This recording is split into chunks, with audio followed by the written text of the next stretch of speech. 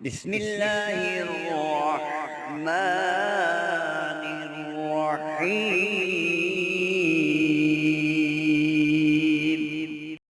إنا أعطيناك الكوثر فصل لربك وانحر إن شانئك هو الأبتر صدق اللہ العظیم۔ محترم سامعین و ناظرین، سورہ کوثر کی آپ کے سامنے تلاوت کی ہے۔ یہ قرآن کریم کی سب سے چھوٹی صورت ہے۔ الفاظ کے اعتبار سے تو چھوٹی ہے، لیکن شان کے اعتبار سے، مرتبے کے لحاظ سے بہت بڑی صورت ہے۔ نبی کریم صلی اللہ علیہ وسلم کو لوگوں نے تانے دینے شروع کیے کہ آپ تو ابتر ہیں۔ ابتر اس کو کہتے ہیں جس کی کوئی اولاد زندہ نہ رہے، یعنی کوئی بیٹے جس کے زندہ نہ رہیں، اسے ابتر کہتے ہیں۔ جب لوگوں نے یہ تانے دینے شروع کیے تو اللہ رب العزت نے تسلی کے لیے یہ سورت نازل فرمائی۔ انا آتیناک الکوثر، بے شک ہم نے آپ کو کوثر عطا کی۔ فصل لربک وانحر، اپنے رب کے لیے نماز پڑھ اور قربانی کر۔ ان شانئک هو الابتر، ابتر تو یہی لوگ ہیں۔ اس کی اتنی فضیلت ہے کہ انسان اگر بیان کرنے لگے اس کی زندگی تو ختم ہو سکتی ہے، لیکن اس کی شان اور فضیلت ختم نہیں ہوتی۔ جس طرح اللہ نے اپنے پیارے محبوب صلی اللہ علیہ وسلم کو انعامات اور اکرام سے نوازا، اسی طرح اس سورت کے پڑھنے والے کو بھی اللہ انعامات سے نوازتے ہیں۔ میں اس سورت کا آپ کو ایک جامع قسم کا، ایک معتبر قسم کا وظیفہ بتانا چاہتا ہوں۔ اسے آپ توجہ سے سنیں۔ اس وظیفے کو آپ جس دن چاہیں شروع کر سکتے ہیں۔ اگر شب جمعہ کو یا جمعہ کے دن میں شروع کیا جائے تو یہ زیادہ افضل ہے، ورنہ آپ ہر دن بھی شروع کر سکتے ہیں۔ سب سے پہلے آپ نے یہ کرنا ہے، جمعے کی رات کو وظیفہ شروع کرتے ہیں تو 313 مرتبہ آپ نے سورہ کوثر کو پڑھنا ہے۔ دن میں شروع کرتے ہیں تو تب بھی 313 مرتبہ پڑھنا ہے۔ اس کے علاوہ کسی اور دن شروع کرتے ہیں تب بھی 313 دفعہ پڑھنا ہے۔ اتنا ذہن میں رکھیں۔ اب میں اس کے فائدے بتاتا ہوں، اس کی عظمت بتاتا ہوں اور وظیفے کی پوری تفصیل بتاتا ہوں۔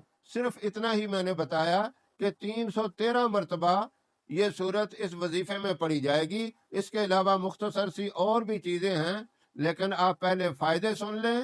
جب بندہ فائدے سن لیتا ہے تو انسان لالچی ہے، انسان پھر کوشش کرتا ہے کہ اتنے بڑے فائدے ہیں تو مجھے یہ وظیفہ تو ضرور کرنا چاہیے۔ سب سے پہلے آپ نے یہ وظیفہ مکمل کرنے کے بعد یہ دعا مانگنی ہے، یا اللہ تو مجھے مستجاب الدعوات بنا دے۔ مستجاب الدعوات اس کو کہتے ہیں جس کی ہر دعا قبول ہو۔ اب یہ کتنی بڑی بات ہے، ہر دعا قبول ہونے لگے تو اس سے بڑی اور کون سی بات ہو سکتی ہے۔ آپ نے دعائیں کیا مانگنی ہے؟ سب سے پہلے مستجاب الدعوات کے بعد آپ نے یہ کہنا ہے، یا اللہ تو اپنی ذات عالی کی سچی محبت نصیب فرما، پیارے محبوب صلی اللہ علیہ وسلم کی حقیقی سچی محبت نصیب فرما۔ اور پھر آپ نے یہ دعا کرنی ہے، یا اللہ جنت الفردوس اور جنت الفردوس کے اعلیٰ بالا خانے عطا فرما، جہنم کی آگ سے مجھے بھی اور میرے اہل و عیال کو بھی بچا۔ یہ دعائیں مانگنی ہیں اور پھر یہ کہنا ہے کہ یا اللہ آپ کے مبارک ہاتھوں سے حوض کوثر کا پانی نصیب فرما۔ حوض کوثر کا پانی جو اللہ نے اپنے پیارے محبوب کو نعمت عطا فرمائی، اس کے لیے بھی دعا کرنی ہے کہ یا اللہ حوض کوثر کا پانی بھی مجھے نصیب فرما۔ مستجاب الدعوات میں ہر چیز آ جائے گی۔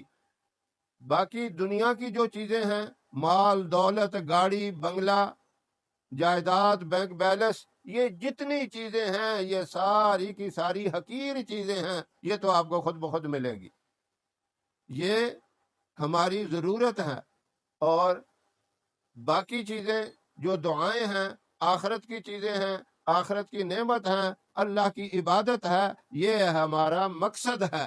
مقصد سب سے پہلے ہوتا ہے، مقصد پورا ہو جائے تو ضروریات کم ہو یا زیادہ ہو اس کے بغیر تو کام چل جاتا ہے، لیکن مقصد کے بغیر کام نہیں چلے گا۔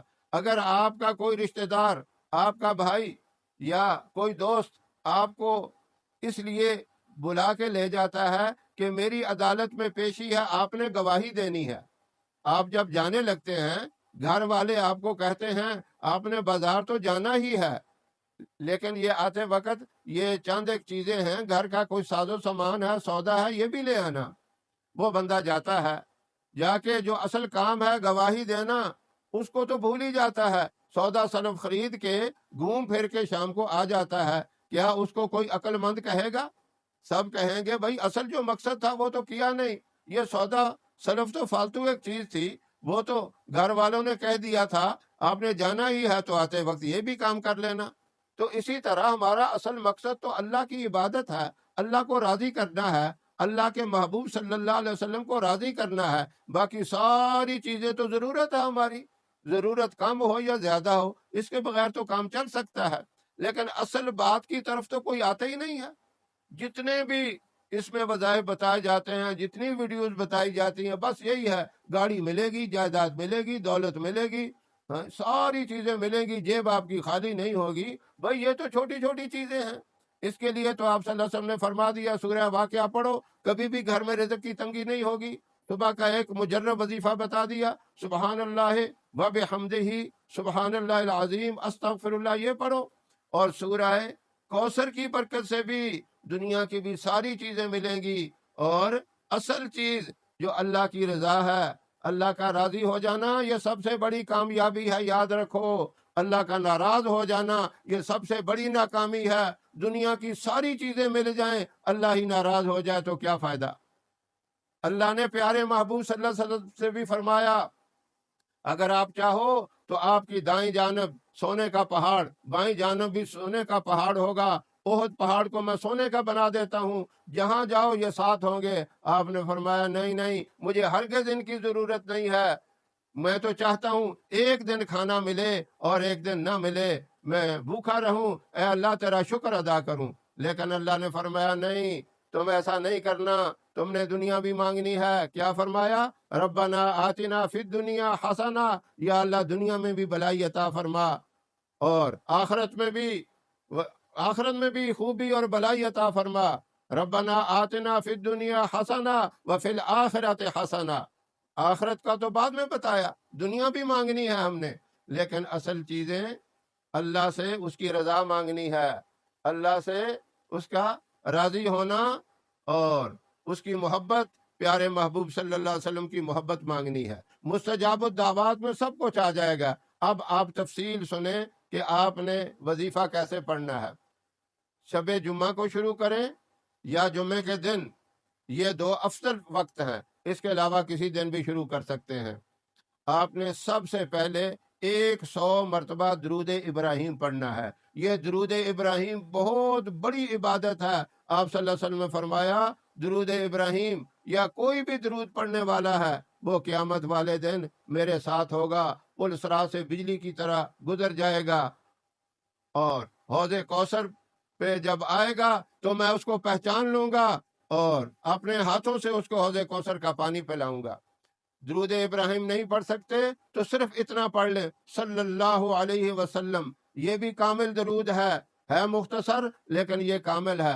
100 دفعہ درود پاک پڑھیں، بڑا پڑھیں یا چھوٹا پڑھیں، کوئی بھی درود پاک پڑھ لیں، اور اس کے بعد 313 مرتبہ سورہ کوثر پڑھیں، اور اس کے بعد آپ 100 مرتبہ استغفار کریں، استغفر اللہ ربی من کل ذنب و اتوب الیہ، اور اس کے بعد 100 دفعہ سبحان اللہ والحمد للہ ولا الہ الا اللہ واللہ اکبر، یہ 100 دفعہ پڑھیں، اور آخر میں پھر 100 دفعہ درود پاک کوئی بھی درود پڑھ لیں، چھوٹا پڑھیں یا کوئی بڑا درود پڑھیں، یہ ہے آپ کا مکمل وظیفہ۔